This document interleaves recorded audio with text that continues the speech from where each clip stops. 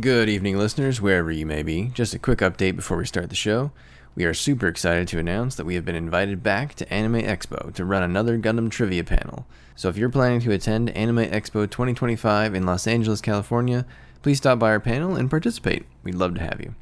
Our panel will be at the Los Angeles Convention Center on Saturday, July 5th, 2025, from 12:30 p.m. to 1:20 p.m. in panel room 402 AB. We hope to see you there, and if you'd like to contribute questions for the panel, please leave them in the comments. Now back to our new episode about Gundam Settings.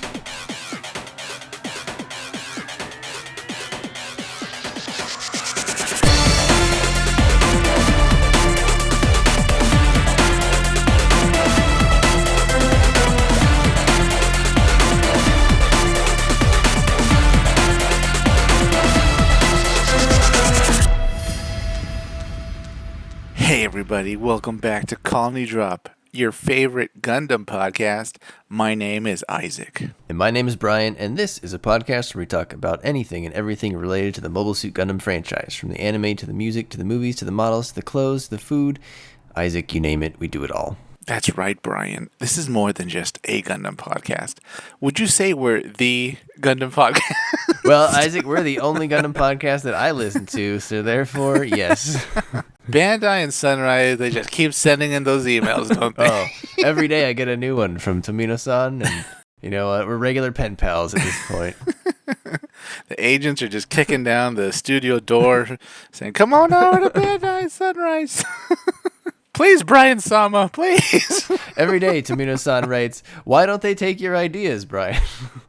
And you reply back in a letter to Japan, "I don't know, Tomino-san. It's beyond our understanding." That's how everything goes over here, listeners. I don't know about you. Speaking of how everything goes, Brian, have you somehow noticed that a lot of Gundam series are, to an extent, cookie cutters in that we have Earth and colonies and the moon, because you can't have Earth without the moon. Have you noticed that, Brian, that it's a little, to a degree, repetitive in a way? Yeah, I mean, we have a kind of a basic setup in Gundam, right? I mean, we've talked about this. What makes it feel like Gundam? Does it have to have colonies? Does it have to have a war? Does it have to be in space? Does it have to have princess? I feel like you gotta mix and match 2 or 3 of those every time you make a Gundam show for it to be Gundam-y. Is that fair? And then sometimes when they deviate from that, it feels maybe a little less Gundam-y. That's very fair, Brian. I'd even go further than that and say we really recognize a lot of our favorite sci-fi series because of some constants they have in them. What's Star Wars without lightsabers? Or the Force?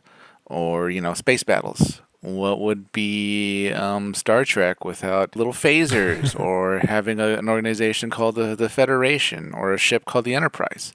But Gundam, I think, as much as it can't be Gundam without a giant mobile suit called the Gundam, I feel like you could change the setting and it could still be Gundam. What do you think, Brian? Absolutely. I think you just have to be true to the intent of Gundam in terms of themes. Mm-hmm. And then I also think it's not terribly difficult to come up with stand-ins for colonies or a war. You really just need some sort of other home and some sort of conflict.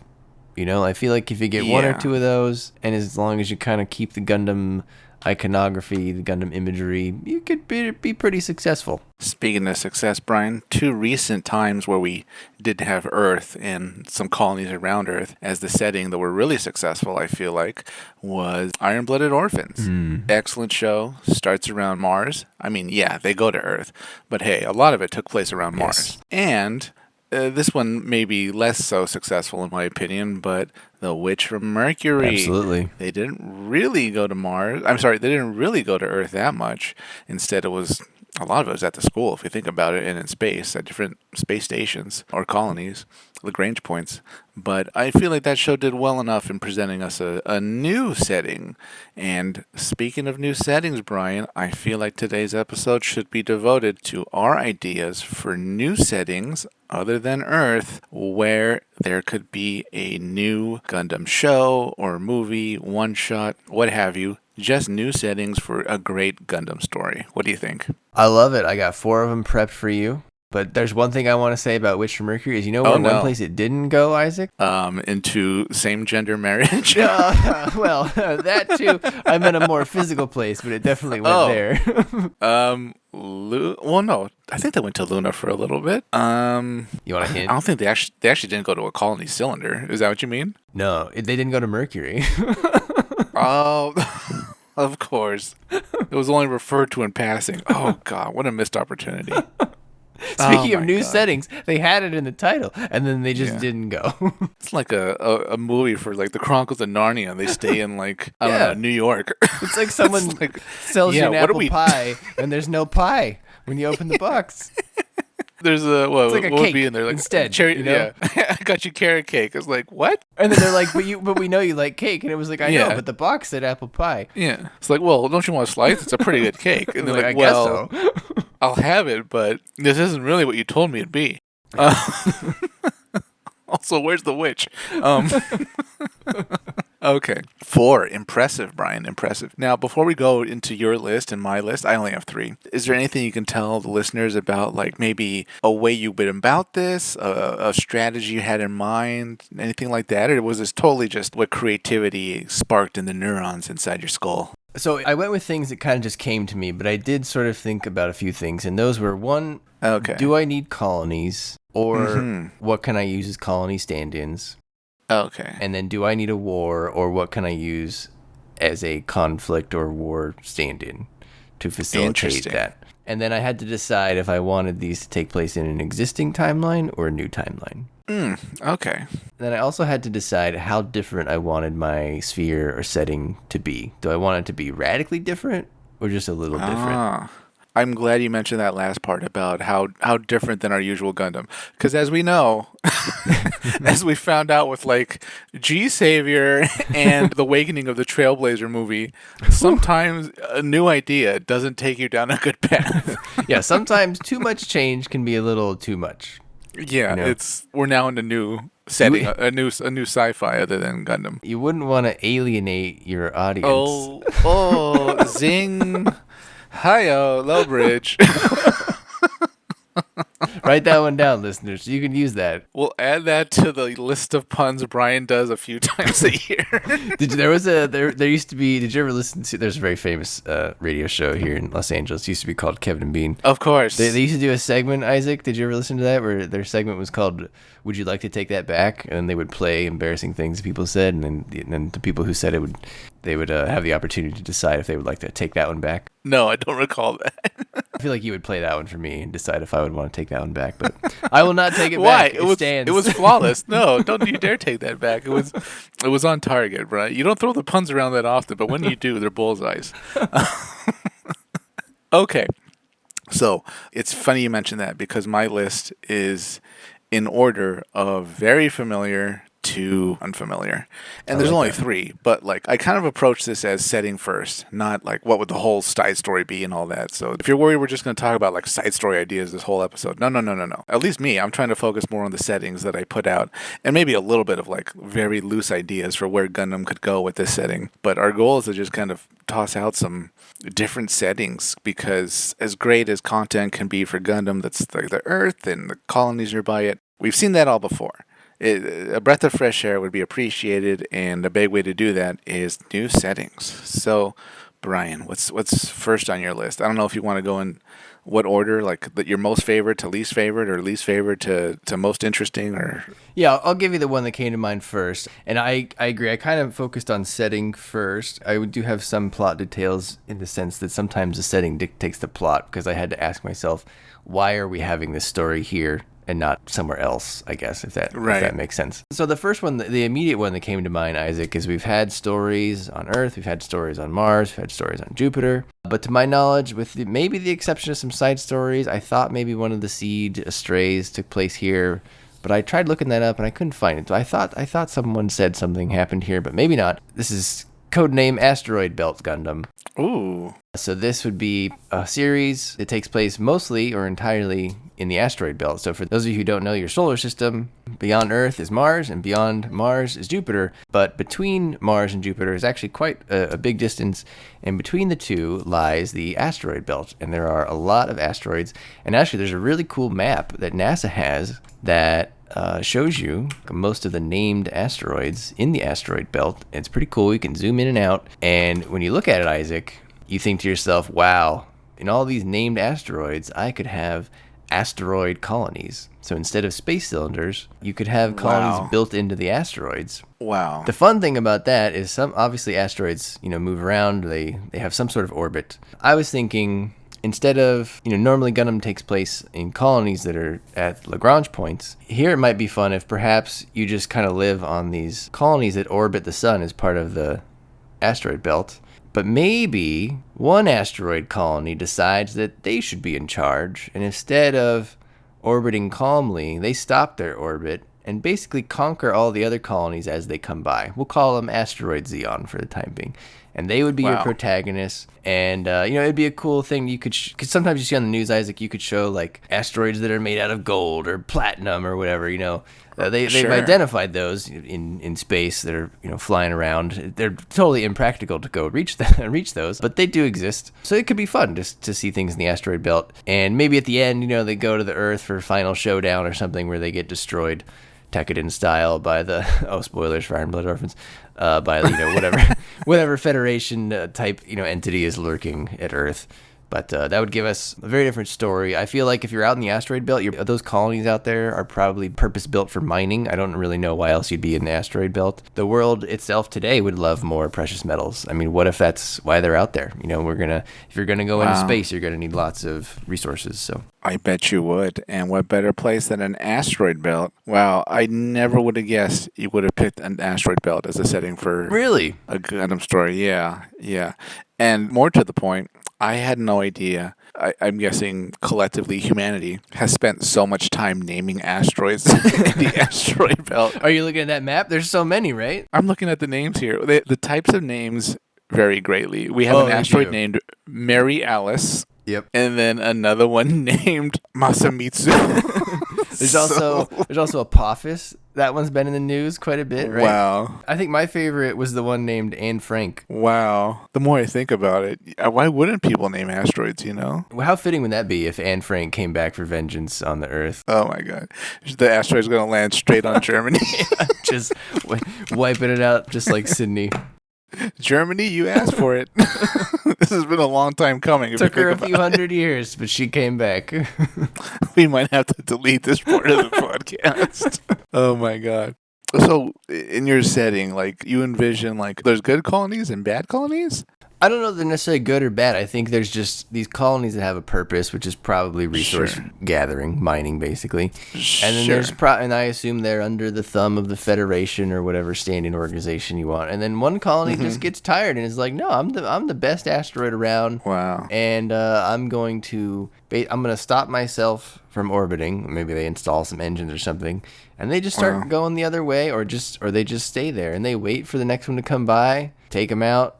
Free them from the Federation, and they just let it go, and they just do that to the next one. And that can be your story, It's kind of like a colony of the day or colony of the episode. You just free them, battle it out, and you let them go. Have you seen The Expanse? I've not seen The Expanse, no. Oh my God, it's all about that, because there's a faction that's the asteroids. Oh, yeah, really? They're the oppressed. Yeah. I put this disclaimer on another of my ideas. I'm sure some of this has probably been done in other science fiction. I'm not a very well-read individual, so if it overlaps, then I'm not well-read in terms of other sci-fi franchise. Modern sci-fi. Yeah, He doesn't go by the last Barnes and Nobles and go into the sci-fi section and get the latest hot book. Yeah, no, I envy all of you who do that and have time to do that, but. Yeah. That is not me. I've basically watched Star Trek, Star Wars, Stargate, Gundam, some other stuff, but not, The Expanse is never one that I've watched. I've heard, you've told me it's good before and stuff, but I've never watched it, I think you'd like it if you ever get the chance. But okay, wow, I had no idea Asteroid would be coming off your list. Wow, all right. All right. My first idea that really spawned the idea of this whole episode is a bit of a spoiler alert, in case you haven't seen Turn A. Actually, it's not even a bit of a spoiler alert. It's a pretty huge spoiler alert. So, if you recall, Brian, at the end of Turn A and the big reveal of Dark History, they show us the colonies of the Earth sphere deciding to leave the Earth sphere, maybe even leave the solar system. Mm-hmm. And this setting concept I have is, well, those colonies clearly turned into generation ships, which, as we all know, are ships of varying size, or at least sufficient size, where they can have multiple generations of humans. As they explore the galaxy, go across different star systems, who knows? So what better place for a setting than one of those colony ships? And I call this idea Turn B, or Upturn A. And it would just be about the clear need for this whatever colonies left. I mean, they all left, but obviously they're going to need things like defenses, Brian. So Sure. of course they would have taken a Gundam. Of course they would have taken some mobile suits, and it's about whatever they experience. This could be a more Star Trek setting, really, if you think about it, because they're kind of exploring space, trying to survive, going as far from war-torn Earth as they can. So I figured, well, they showed us these colonies can be generation ships. What better setting could there be for a interesting Gundam story in the Turn A universe that's severely underexplored? Brian, what do you think? I love it. I have questions. Sure. Are the generation ships, are they traveling together, or like each on their own and they are hostile to each other, or like do they each have their own Gundam and they're fighting each other, or are they fighting aliens, or because it's kind of like, Stargate Universe, right, where they come upon other aliens as they travel. Right. See, I hadn't fleshed it out that much, and I tried to, and then I took a step back because, as you recall, in 0083, Nina was explaining colonies need to be in pairs for stability. Yes. So I thought, okay, so this would be about 2 colonies. And then at the same time, I was like, well, in Turn A, they show a lot of colonies fleeing Earth. Right. So I'm not sure how it would go down. It'd probably be more interesting if they run across other colonies who are in varying states. Maybe some colony really figured out how to create a pretty good society or a place to live, and another colony maybe collapsed into, chaos and internal war. Who knows? There's lots of ways you could go with it. Right. But I feel like if you want to focus on one colony somehow, sure, great. Say they figured out how to just have one colony. And if you want to do a small group, maybe some of them get whittled off along the way, destroyed, run into problems throughout the course of a season. Sure, you could do that. But the idea of a colony as a setting that's able to be so self-sufficient and travel beyond the solar system that gives you so much blank canvas to tell a cool story for Gundam, I think. So these colonies, they have to be traveling at faster than light speeds, given where they're going. Would you also be putting FTL engines on your Gundams? I don't know. See, I don't think you could, because from what we saw in Turn A, I don't think those were FTL engines. They were just getting out of Dodge. Maybe at some point they use an FTL engine to get out of the solar system, and then you could say it breaks or something, because otherwise, every problem, you can just light speed your way out of it. That's true, right? Yeah. There's some sort of sublight, so it just takes a really long time. Yeah, it's the same problem in any sci-fi setting where, like, people have energy shields. It's like, well, now we need to attack them with such slow weapons that they won't trigger the shield. Right, yeah. So I like that because it feels like the generation colony ship then becomes your big white base, if that makes sense, Yeah, I also like how they can maybe work with the fragility of the colony. I mean, we know it can't be destroyed outright because the story would be over, I think. Episode 1, oh no. Yeah, but I mean, that kind of works with the colonies in general, because in Gundam, as we all know, colonies, on the one hand, they can take a beating. Right. Because we in battle, we see holes get blown into colonies left and right, and life goes on. On the other flip side, there is that point of a colony's can no longer sustain itself, heal, get repaired. Yeah. And everybody evacuates. So there's that red line that you'd have to not try to cross in the whole story. There's a good opportunity here, too, because if you're calling it a generation ship, there's a huge series of games called SD, G Generation or whatever, the generation games. You could call it Generation Gundam. There's a good crossover here. That'd be great, yeah. All right, Brian. What's on your number 2? Or are you counting up or down? Is there? I don't what's know. the method? We'll count up, yeah. Okay. What's next? We'll go with next. Number 2 on my list, so I'll go with the one that's closest to that one to have sort of a similar idea here. I'm calling this Proxima Centauri Gundam. Ooh. So there's a Victory Gundam side story, which we have not read and reviewed for the podcast, but we will at some point. It's called Victory Gundam Outside Story. It's written by the same author as Crossbone Gundam, Hasegawa-san. And in this, Judah comes back as Grey Stoke. And spoilers for the end, he leaves the solar system in a transformed interstellar spaceship called Dandelion. He's taking a bunch of new types with him who are in stasis to Proxima Centauri. Says they will colonize that area in the year UC 653. Oh my god. And I think it'd be cool to have a story that takes place wherever they colonized in Proxima Centauri. I like that because you get to play with a new Earth. You get a new habitable planet, but it doesn't have to be exactly like our Earth other than it's habitable. Does it have many moons? Does it have many habitable planets in their solar system? Does it have 2 suns, like Tatooine? Is it a massive Earth like an Avatar? And then, since these people were new types, perhaps they were, at least in the beginning, maybe they were a little more refined in solving their differences and they settled conflict either, through mental or virtual mobile suit battles instead of actually killing people, because I feel like that's something new types would do. Right. But then maybe one of them decides to resurrect actual mobile suit construction, and then history sort of repeats itself. Maybe not everyone is a nice new type, I'll say. The big key for that series is you wouldn't give away right at the beginning that these are the ancestors of Judah's ship. I think you would leave that as a bigger reveal later on.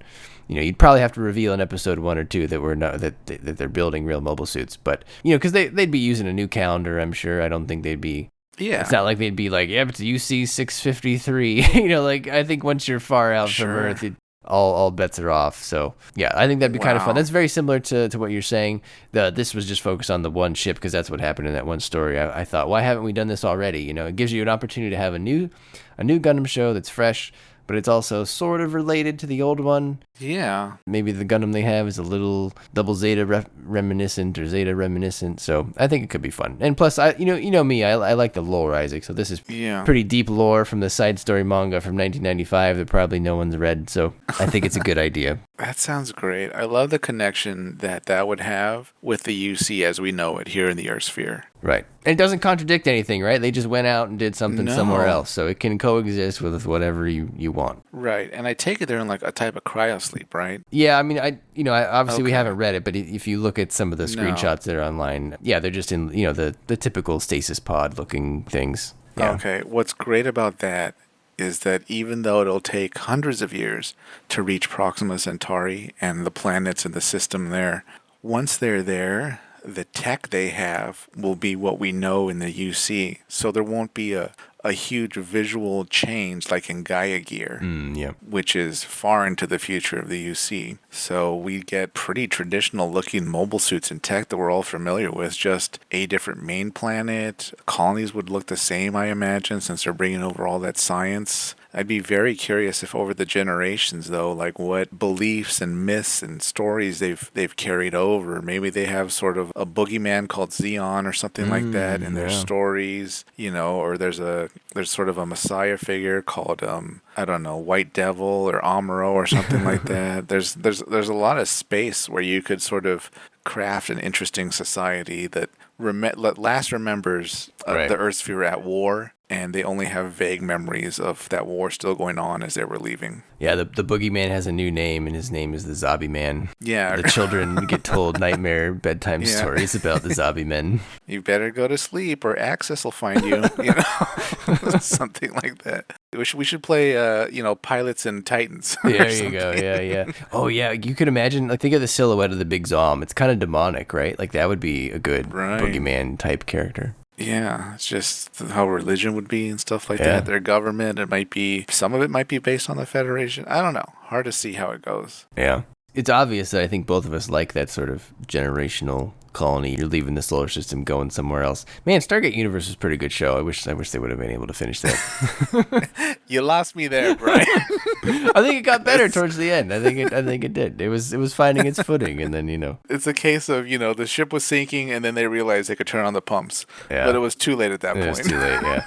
Yeah, ratings and all that. But I think it would do well today. But I don't know. I don't know. It's very much a product of its time where Battlestar Galactica was huge, and we need to create a rival product. So let's copy their work, but not make it look identical.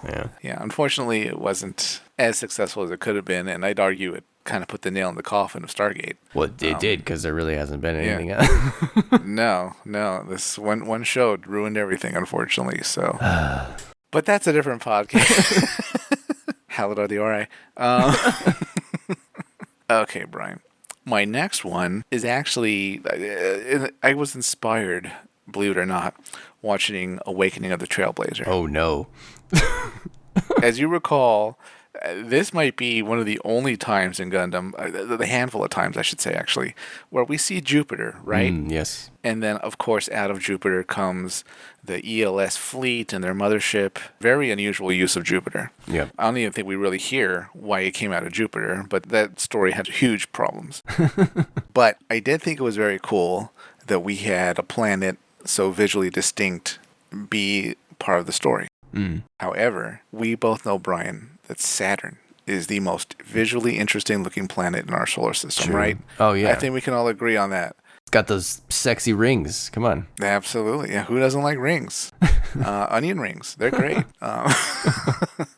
So why in the name of Xeon has there not been a story around Saturn, Brian? Like, it just makes no sense. I don't know. It's a good question. It would be the perfect setting. Visually, it's going to look amazing in almost every shot. I know Saturn's a gas giant, but all the more reason there could be some mining there, for all we know. It was a rival to Jupiter, the Jupiter Energy Fleet mining, before it kind of became more of a ghost town. But guess what? There's still some colonies there, and boy, is there a story to be told there as well. You could have cool battles in the ring. It writes itself. Yeah, I feel like if you do something with Saturn, you got to involve the ring, right? Yeah. Yeah, I don't know why there's never really been a story there. I mean, I guess perhaps because Jupiter's just closer and they're both gas giants, so there's maybe just less focus on Saturn. I mean, Jupiter also has like the more life-promising moons. Sure. Like Io, I guess, right? Yeah. Granted, Jupiter is bigger, sure. Yeah, I don't know that Saturn has quite as intriguing moons in terms of life. Although that said, it's not like those moons of Jupiter played a role in Awakening of a Trailblazer. I think they were in one of the Crossbones stories, if I recall, but I can't recall at the moment. I'm pretty sure that's where Dogati's palace was on one of them. Yeah, that sounds right. Yeah. So I almost put like a Jupiter moon story on here, but I didn't. Yeah. But yeah, I mean, you could definitely do something with Saturn. Like you said, even if it was a rival to the Jupiter mining. I wonder if maybe they didn't do Saturn because Jupiter was closer, and if you put something in Saturn, that means you have to already have something in Jupiter, so it's like more world building work. Does that make sense? I guess so, but I feel like that would kind of work in its favor if they say, look, whoever thought of this Saturn, mining operation was a bit of an idiot because Jupiter's so much closer. Sure. You invested in something that was already in the red. Sure. Just based on distance. Yeah, but that's easily fixable. You just say there's this thing, whatever, the unobtainium is only at Saturn and not in Jupiter, right? The one metal we need for the N-jammer canceller. Yeah, the phlebotinum. For my N-jammer canceller, undoer, redoer, flip-flopper. Oh, boy. Yeah. So, Saturn, you're my favorite planet. I don't even like the planets that much, but you're my favorite one. Two things about Saturn. One, I always loved Saturn ever since when I was a young lad. And the Transformers, I think it was season 2 or season 3 intro, had the Transformer Blur driving on Saturn's rings because that looked cool. And then 2, I think Saturn is as far out as you can go in the solar system and make it believable. I think after Saturn, then it starts to get like, why are you out this far? Yeah. Although, I mean, the good thing about science fiction is you can kind of really stretch a lot of reasoning. For all we know, Xeon remnants wanted to go farther than Mars, so they went to Saturn. Sure. They needed to go even further. They needed to find an even bigger rock to launch it at the Earth. Going off on a tangent, Brian, what are your thoughts on Pluto? Because I'm speaking as anyone else who's a 90s kid, but I still feel kind of bad. Pluto got kicked out of the club. Like, does anybody else have this bizarre soreness for Pluto? Like, I didn't like it at first, but if you go listen to Neil talk about it for long enough, you're like, all right, I get it. So I think it's because people still think that we haven't really discovered any other dwarf planets. And so they just think, oh, why are you picking on Pluto? But it's really not about Pluto. It's about all the other stuff that's there. And it's like, well, if you include Pluto, then you should include all these other ones and vice versa. And so then it just becomes this whole thing and it doesn't really make sense. So I get it. I mean, I like Pluto. It's a cool name. I mean, everybody always likes to root for the little guy, right? And Pluto was the littlest guy. So it's disappointing, but scientifically, yeah, it makes sense what they did. Justice for Pluto. Yeah. Whatever dwarf planets they're talking about, there's really only one we know by name, and that's Pluto. That's Pluto, yeah. I think it hurts partially because it shares the name with the Disney dog, and everybody likes Pluto. Like, who doesn't like Pluto, like Disney Pluto? Everybody likes Pluto. Yeah, come on. He's the only... I'm assuming, is he supposed to be a yellow lab? So I've looked around on this, and like Disney's pretty big about not specifying what type of dog him or Goofy is. Yeah. Looks like a lab. I assume because it's yellow. I don't know. He's got those long floppy ears. Those aren't lab ears, really. Like a beagle? No, I don't know. See, that's the thing. They made him like kind of vague. Okay. Well, whatever he is, we all love him. Yeah. I was just gonna splice barely audible "Justice for Pluto" messages into this podcast. No, the next time I go to Disneyland, I see Pluto, I'm just gonna scream, "Justice for Pluto!" And security is gonna look at me like, "What?" Oh my god, it's another one of those Pluto crazies. Yeah. It's a Plutoist. Get the cops. Get him out of here. Send him to Disney jail. With the bendable bars. Yeah, there you go. All right. What's next on your list, Brian? Let's see. For number 3, we will do the one that's not quite as crazy. We'll save the craziest one for last. So this one I'm calling the no Earth scenario. So in this timeline, the Earth is gone, either rendered inhabitable or scorched by nuclear weapons, ruined by pollution, whatever you want. No one, or at least in the beginning, you believe that no one is living on the Earth. And so that leaves you with near and far spheres, which have now become separate factions. You got Mars, you got the Moon, you got Jupiter, asteroid belt, you got Titan, Io. Humanity has taken to the solar system. We no longer have Earth. And what I like about this, Isaac, is it cures the audience of aligning with the Earth Federation by default, because that's where you live as the viewer.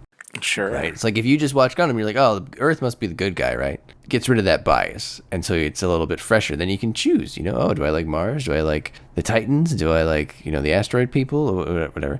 And then maybe, perhaps the Earth is actually still alive. Maybe it was just cloaked or hidden, or the people have been lied to, and the protagonists go there illegally and they blow up the conspiracy. This is the one where I had my sci-fi disclaimer, because I'm sure someone has done this before. But let's do it with mobile suits, Isaac. Let's shove some Gundams in there, and everybody has their own Gundams, and they all have their own aesthetic. The Martian Gundams look different than the Jupiter Gundams, and they look different from the asteroid Gundams, and maybe the witches from Mercury who actually live in this timeline in Mercury, they have their own Gundams too.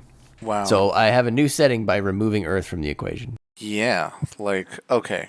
I have a lot to I have so many thoughts. What are you favoring for removing Earth? What method? Well, you can't get rid of a planet because the scientist in me won't let me get rid of the planet because that affects everybody else's gravity and stuff. Really? So you just leave the planet there, but perhaps it's ruined somehow, whether it's pollution, nuclear war. I mean, let's go with nuclear war because that's by far the most likely thing in our future. Okay, so you wouldn't want the Earth shattered and just kind of Alderaan, just a bunch of chunks kind of floating there. So I thought about that. If you ruin it that way, then you have to shatter it in a sense that it's still mostly together. Yeah. Because I wanted Luna to be its own faction. And if you ruin the Earth too much, then the Moon's obviously gonna get ruined too. So yeah, if someone Death Starred the Earth, right, the Moon isn't gonna stick around. It's gonna fly away. It would also be obliterated. That's right. Just by proximity and the debris. Okay. Correct. I see. Okay, interesting. Now, when you say pollution as a possibility, it would have to be so much worse than G Gundam, right? Like that pollution? Yeah, I'm talking uninhabitable. Oh, okay. Whether it's from radiation or from nuclear winter or from ice ages or interesting. Maybe you've poisoned the skies, like Captain Planet warned us about. I kind of like the nuke idea just because it's, in a way, it's like, okay, guess what, Blue Cosmos, you got your wish. Right, this could even be a sequel to the Cosmic Era where Blue Cosmos just got a little too trigger happy on those nukes. Sure, yeah, there was an alliance on Earth, there was some type of use of nukes, and it got way out of hand, and now the Earth glows at night. There you go, it's a glow-in-the-dark ball. So the inner towards the sun is its own faction, those groups of planets, compared to the ones further away? Is that what you were seeing at the two sides? I think it'd be planet versus planet, just because, Oh, wow. I mean, maybe there is sort of like a natural alliance there. Sure. Yeah, but I'd say they all have their own interests at this point. There's no reason. See, I think that was the other thing I liked. Without Earth, there was nothing linking them other than the fact that they're the same species. So they're free to kind of govern themselves without really that central, hey, I was here first, therefore I control you. And it kind of frees up those factions to be more developed and more independent of each other. Which planets in this setting would you envision being actually occupied by people? Oh, okay, so we got the Martians. Okay, of course. The what do you call the people on the moon? The Lunarians? The moon men? Yeah, okay. You got the Jovians. Jupiter, Yeah, okay. yeah. Maybe there's an underwater people on Io. Isn't that the one with the water? The Iowans? I think so, Iowans? yeah. Not the ones from cornfields, but They're really easygoing. People fly over their planet all the the time. chillest members of the solar system. You could even have an in-joke. You got the witches from Mercury. You got, again, the people in the asteroid belt. Those are... I feel like the asteroid belt would be like people who live on Tatooine in Star Wars. You know, that's the outer rim. That's putting it very politely. Yeah. I think the people in the asteroid belt might be in the equivalent of like the gutter of the solar system. Yeah. That's where like this world's, Silk Road is. It's in the asteroid belt. So... Oh boy. You could include Saturn, but I think if you go further out from Saturn, then it just becomes too far from the sun out there. That'd be like the left field faction if they show up in like the last half of the season or something. Maybe they're forgotten about or something like that. And plus, it's just another reason why they don't include Saturn and beyond is because it's already so far to get to Jupiter. I don't think people understand how far the distances are. I don't understand. Yeah, they're far. They're far. I think it becomes so far that the story is impractical. Because where it's like, all right, well, I'll be there in a few years. That's hard to work around. Well, we need those special Solomuses that were zipping around the moon. Yeah, the igloo versions, the versions igloo. Yeah. So two things. First, I like that you mostly stuck to like planets that were solid and had actual resources we could conceivably mine. Yeah. A society could conceivably mine and develop on. And number two, with the number of planets you said, this would be a multi-season Game of Thrones level Gundam story with the multiple factions and the multiple characters across all these planets, the stories interweaving. Oh, wow. This would be sweeping and grand. What a great setting idea. What's the show you like, the other one? Oh, Legend of the Galactic Heroes. It's that, but with mobile suits, but like in the solar system. Yeah. Right. Well, that was only two factions. Well, technically three factions, but this would... Well, there's more than one. Okay. There were... I see your As you adjust your glasses up, and you're like, actually... Yeah. If you think about it, there's actually four factions. All right, no. Okay. Yeah. That's a good point. God, that's a good series. I still can't believe you haven't watched it, although they haven't dubbed the most recent season yet. Oh. So I'm still waiting for that to happen. Oh, you haven't watched this up, huh? I might just bite the bullet and watch it. Out, huh? Oh, what difference does it make? Yeah, I'll go for it. Yeah, you convinced me. Yeah. All right, what's number 3 on your list, Isaac? All right, my final one. This is the most left field idea, but I went down like a rabbit hole by reading, by watching some videos on Three Body Problem. Okay. That book series. Mm-hmm. And this is what I'm calling the black hole sphere. Ooh. So my setting thing for this is, idea layout for this is, why would people be around a black hole? Yes, why would they be around a black hole? Supposedly, from what I learned as an armchair physicist watching YouTube videos. Oh boy. Black holes can generate... Prepare yourself, listeners. Yeah.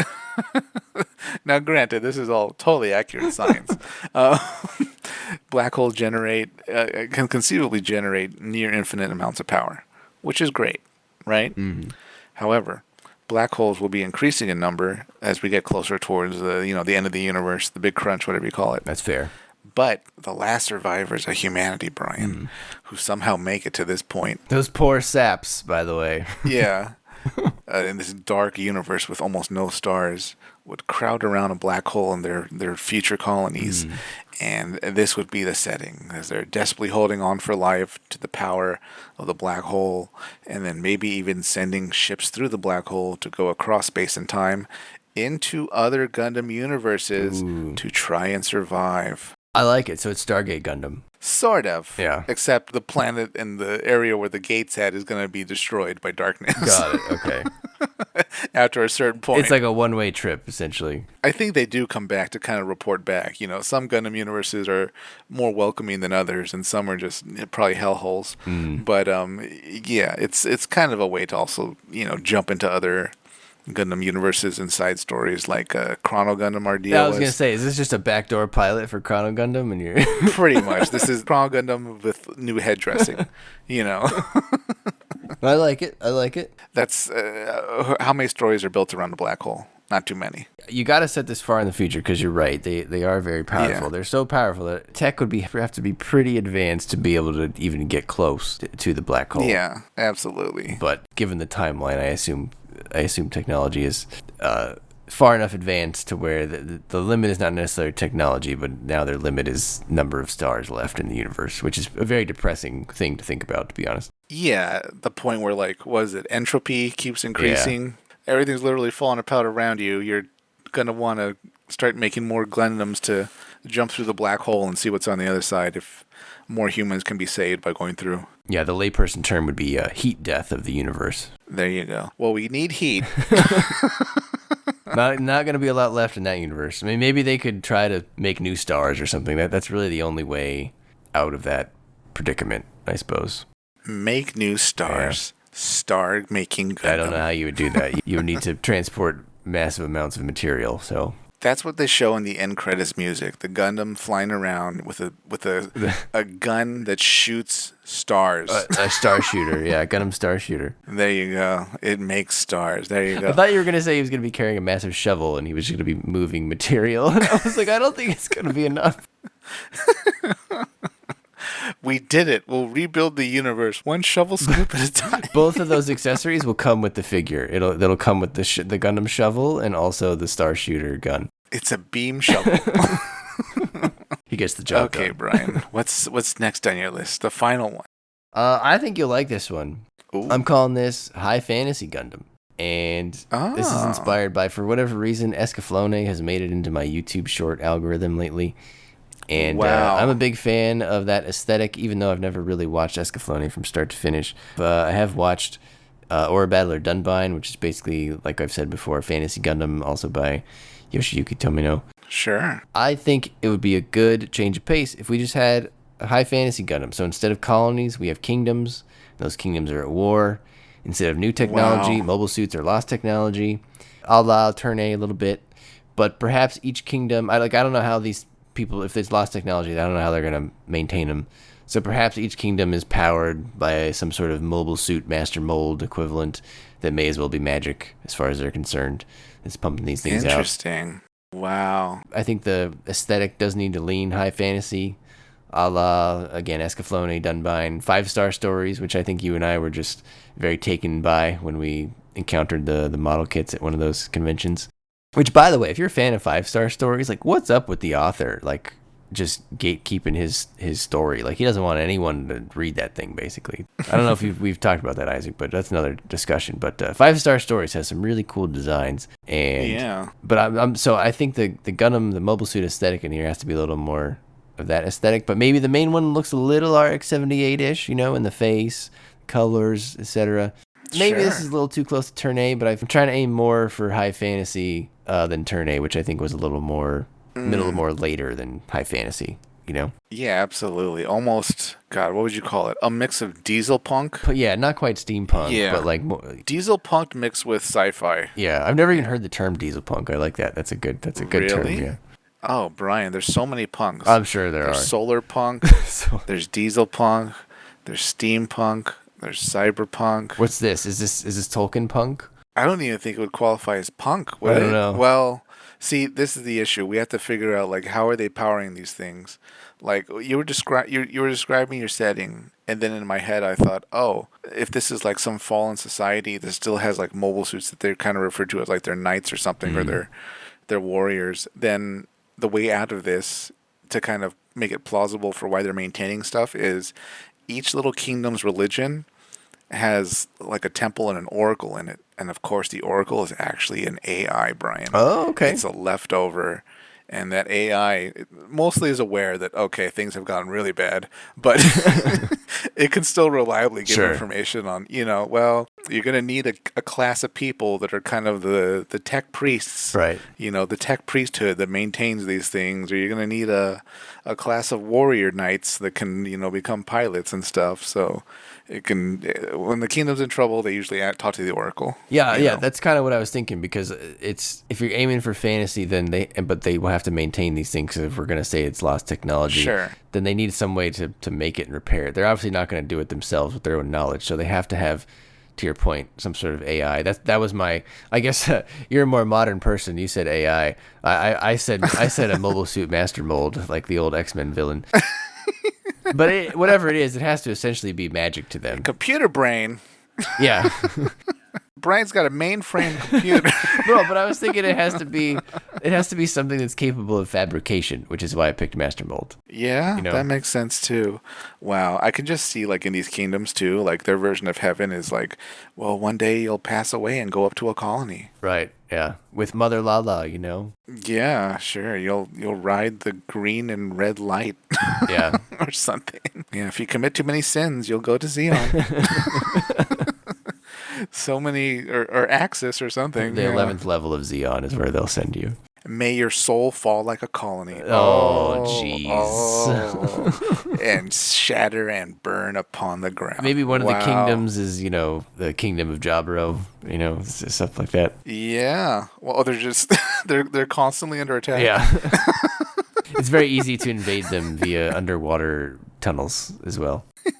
Although they're always under attack, they're never too bothered about it. Yeah, that's fine. It'll work itself out. We're surrounded. Again? Give it till morning. Why don't they learn? No one can break our walls. But I know you like the Escaflowne aesthetic. I feel like we haven't seen that in a while, right? No. Escaflowne was, as much as they call it high fantasy and stuff, and they also at the same time called it steampunk, there wasn't much steam to the punk. The suits were powered by like these crystals. Yeah. There wasn't really huge industry going on except for like the main villains.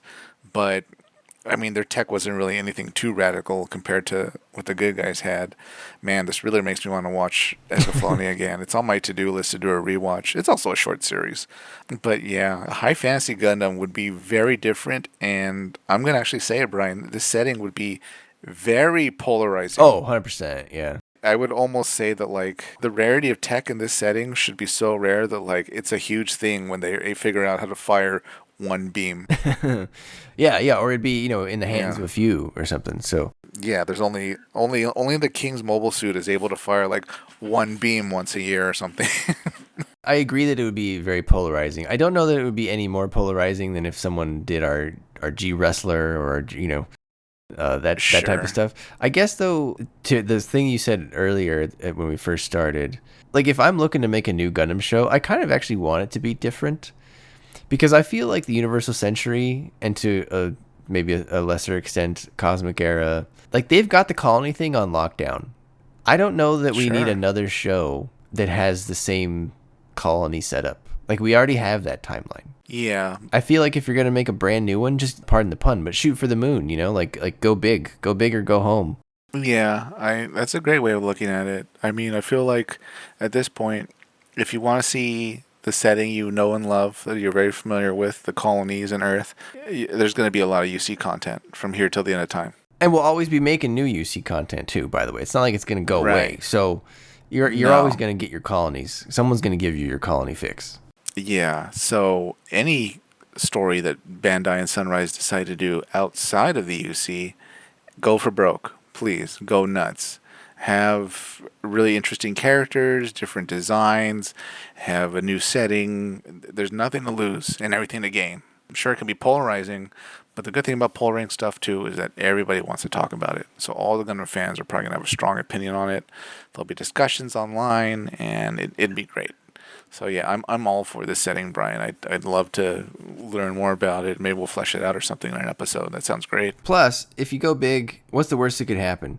One season of the show fails and you don't make any more? Yeah. Which for Mercury did pretty well, and then it had what you really don't want, which is a controversy about, gay marriage at the end.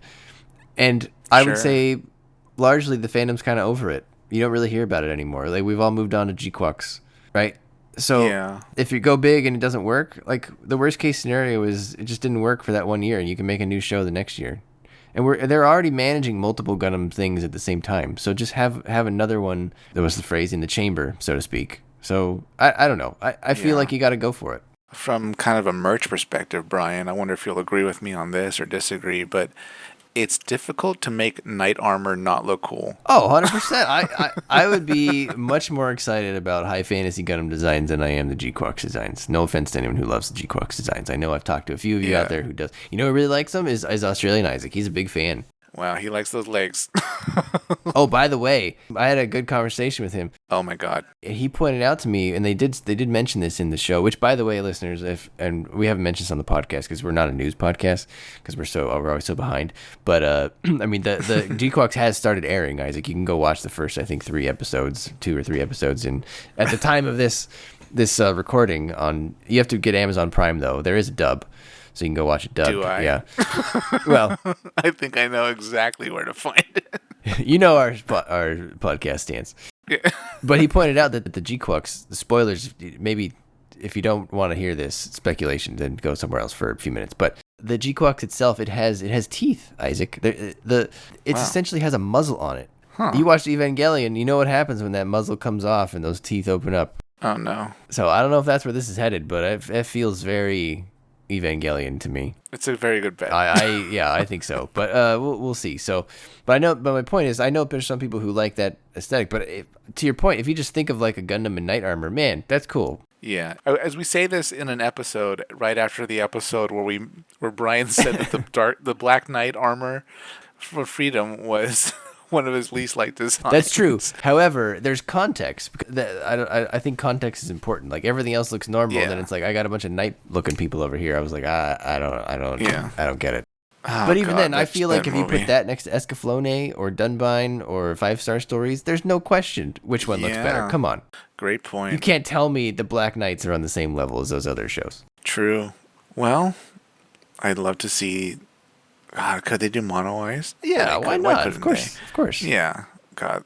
So many ways you could take that. And I'm sure the designers for the animation in charge of doing the mech designs would be really excited. Yeah, I want the Gundam equivalent of the Black Knight from Fire Emblem. Fire Emblem? Oh, let's see it.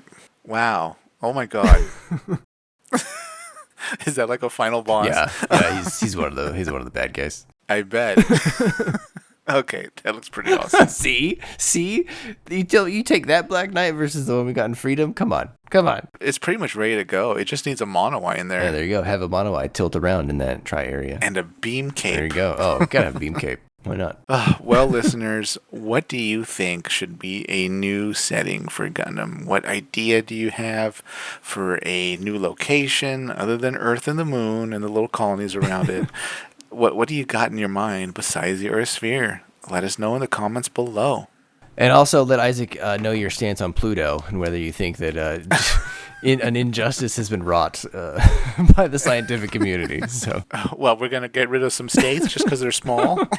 Look, don't give 47 any ideas, okay? We can't get rid of Rhode Island. I've never been to Rhode Island, but as far as I'm concerned, it's part of the team. Right? Have you seen those people who say Wyoming doesn't exist because you've never met anyone who lives in Wyoming who's been to Wyoming? Well, no, I haven't. Is that a joke? That might have been a joke on The Simpsons too. So, like, you go to the area, like the coordinates of Wyoming, and like there's just nothing out there. Yeah. A black SUV pulls up and like just takes you away. If you're a listener from Wyoming, please comment and let us know that you're okay. Yeah. Send a selfie to prove that you're okay in Wyoming. All right, listeners, let us know your thoughts in the comments. Isaac, take us away. All right, listeners, before you go to sleep tonight, stand next to your bed, get on your knees, put your hands together, look up at the ceiling, and hail Xeon. Good night, everybody.